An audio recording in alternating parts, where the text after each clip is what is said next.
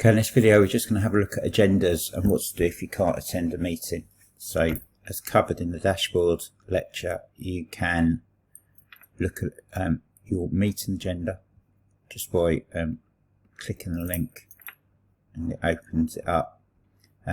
It builds the agenda dynamically, so if people can't attend or somebody's presenting, it does all that via the app. Normally when it's been added, there'll be a Zoom link in there, the details, who's attending. At the bottom we have visiting members and visitors. So if I just go back, if I can't attend a meeting, all you have to do is just click the apologies and it will add you as apologies for that meeting. So it's confirmed there, it's done, apologies added. Now if I go back into the agenda, next to my name, I now have apologies.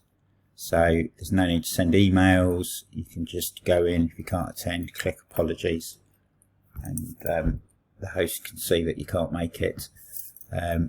Please don't keep clicking apologies because it'll just keep adding you. So one should do it and you should get a confirmation at the top. If you are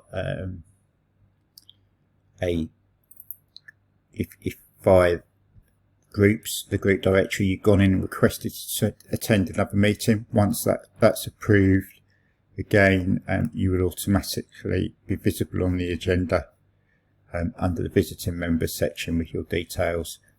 It does that automatically.